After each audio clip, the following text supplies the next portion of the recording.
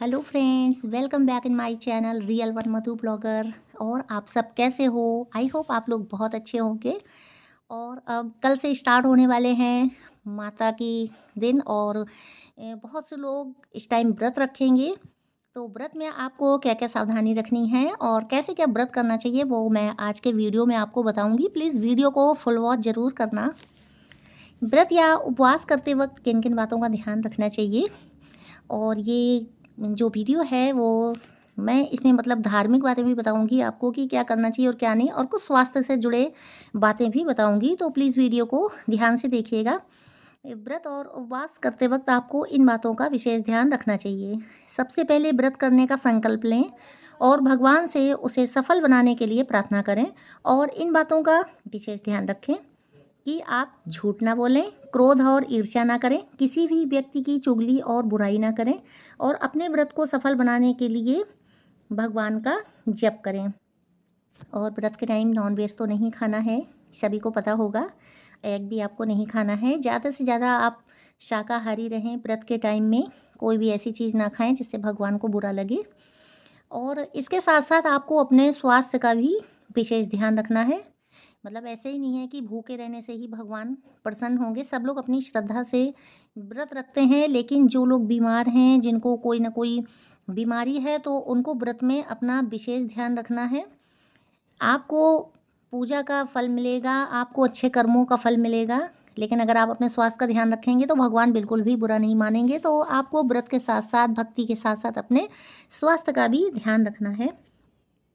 तो ऐसे में क्या है, जिन लोगों को बीपी लो होने की समस्या है तो वो व्रत करें।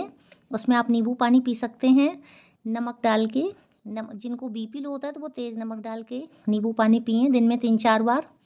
तो इससे आपको आराम रहेगा। और जो आप खाना नहीं खा रहे हैं या नमक का भोजन नहीं कर रहे हैं तो सेंधा नमक डाल के आप नींबू पानी पी सकते हैं।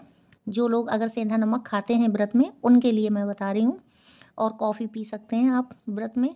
3-4 बार कॉफ़ी पिएंगे तो जो आपका बीपी लो होता है वो लो नहीं होगा और नॉर्मल बना रहेगा, और आप अच्छे से अपना व्रत कर पाएंगे।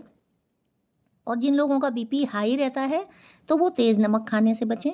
उनको तेज़ नमक नहीं खाना है, उनको हर चीज़ में हल्का नमक खाना है। सेंधा नमक वैसे भी अच्छा होता है बॉडी के लिए। नॉर्मल नमक से सेंधा नमक बहुत अच्छा होता है, तो आप सेंधा नमक का प्रयोग करेंगे। लेकिन जिनको बीपी हाई है तो वो कम सेंधा नमक का प्रयोग करेंगे, बिल्कुल हल्का खाएंगे। और बाकी जिनको लंग्स की प्रॉब्लम है, जैसे जिनको सांस लेने में प्रॉब्लम होती है, अस्थमा की शिकायत होती है, तो वो खट्टे फलों का सेवन नहीं करेंगे। जैसे ही आप खट्टे फलों का सेवन करते हैं, आपकी अस्थमा की जो प्रॉब्लम है वो और बढ़ जाती है, आपकी सांस और प्रॉब्लम क्रिएट करती है। तो आपको खट्टे फलों का बिल्कुल भी सेवन नहीं करना है। जैसे कभी कभी आप कीवी भी खा लेंगे, अगर खट्टी कीवी, वैसे तो कीवी बहुत फ़ायदा करता है, लेकिन अगर खट्टी है तो वो आपको नुकसान कर जाएगी। जितने भी खट्टे फल हैं वो आपको अवॉइड करने हैं, जितने भी अस्थमिक पेशेंट हैं। क्योंकि अस्थमा में खट्टी चीज़ें अगर आप खाते हैं तो बहुत ही प्रॉब्लम क्रिएट हो जाती है आपको। और आपको अस्थमा वाले जो पेशेंट हैं उनको ठंडा भी नहीं लेना है। दही मट्ठा इस टाइप की चीज़ भी आप ना लें, क्योंकि व्रत में सब दही मट्ठा भी ज़्यादा लेते हैं। लेकिन अगर अस्थमा की शिकायत है तो आप दही मट्ठा बिल्कुल अवॉइड कर दें। आपको ठंडी चीज़ें बिल्कुल भी नहीं खानी है, तो आप अच्छे से अपना व्रत कर पाएंगे। आप उन चीज़ों को ले सकते हैं जिससे आपको कोई नुकसान नहीं है। आप फलों में एप्पल खा सकते हैं, पपीता खा सकते हैं, बेस्ट फल हैं ये, आपको बिल्कुल भी नुकसान नहीं करेंगे। अब आते हैं शुगर पेशेंट। भाई व्रत तो सभी को रखना है और सबकी बीमारियां अलग अलग हैं। शुगर पेशेंट हैं अगर आप, तो ज़्यादा मीठा खाने से आप बच सकें। इस टाइप के आपको फल खाने हैं कि आप मतलब आपका व्रत भी हो जाए और वो फल आपको नुकसान भी ना करें। आप भी एप्पल और पपीता खा सकते हैं।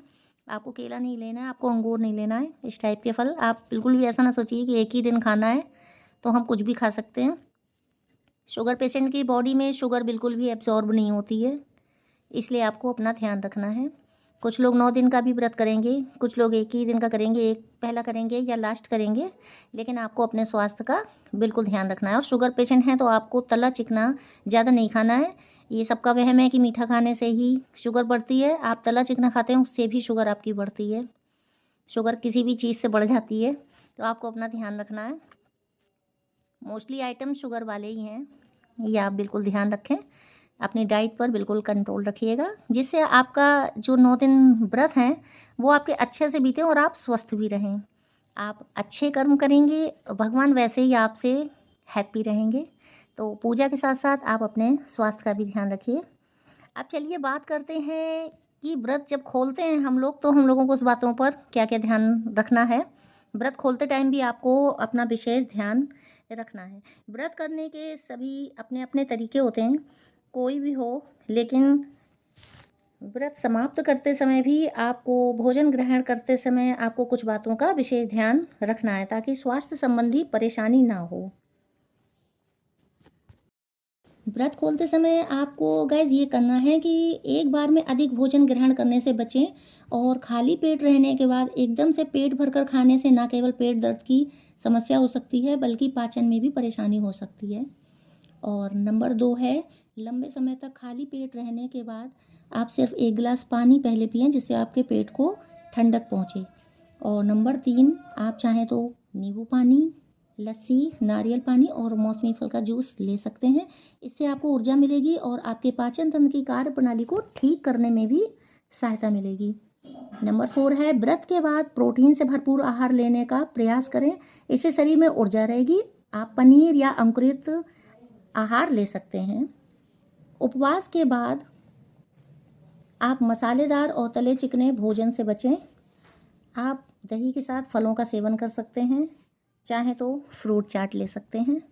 तो आप, कहने का मतलब ये है कि जब भी आप व्रत खोलें अपना, तो एकदम से भरपेट खाना ना खाएं। ये आपकी बॉडी पर रिएक्शन कर सकता है, आपकी जो पाचन तंत्र है उसको नुकसान पहुंचा सकता है, सही से पचेगा नहीं आपका खाना। तो पहले आप हल्का भोजन लें, इसके बाद फ्रूट्स वगैरह लें, इसके बाद आप अपना रूटीन से खाना खाना शुरू करेंगे। तो अगर आप इन सब बातों का ध्यान रखेंगे तो आपका जो 9 दिन व्रत हैं वो अच्छे से निकलेंगे। माता रानी भी खुश रहेंगी, भगवान आपसे खुश रहेंगे, और जो आप जितने दिन व्रत रखेंगे उतने दिन अच्छे विचार मन में लाएं, किसी का बुरा ना सोचें। सिर्फ व्रत करने से कुछ नहीं होता है दोस्तों, आपको अच्छे विचार अपने मन में लाने हैं, किसी का बुरा नहीं सोचना है। 9 दिन सबकी भलाई करनी है, करके देखिए, बहुत अच्छा रहेगा व्रत आपका।